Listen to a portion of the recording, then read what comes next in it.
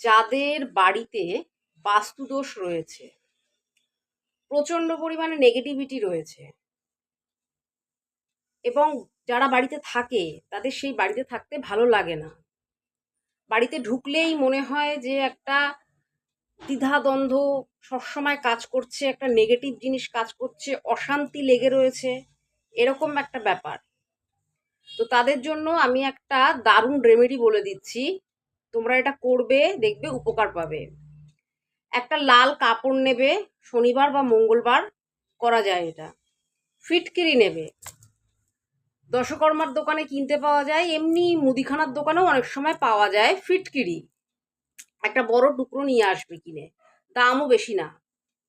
তো সেটাকে লাল কাপড়ে মুড়বে, মুড়ে 3টে গিঁট দেবে, দিয়ে লাল সুতোতে বাঁধবে, বেঁধে তোমাদের যে প্রধান দরজা, মেন যে এন্ট্রান্স, তার উপরে তোমরা টানিয়ে দেবে, সেটা সবসময়ের জন্য টানানো থাকবে।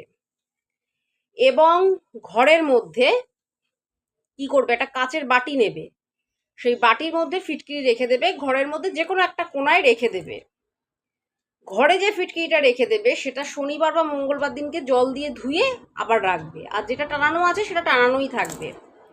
তো আস্তে আস্তে তোমরা দেখতে পাবে যে এই নেগেটিভিটি ব্যাপারটা সেটা আস্তে আস্তে কমে যাবে, এবং যে বাস্তু দোষ আছে সেই দোষ কাটতেও কিন্তু সাহায্য করবে। দারুণ রেমেডি, তোমরা প্রত্যেকে করতে পারো, দারুণ উপকার পাবে।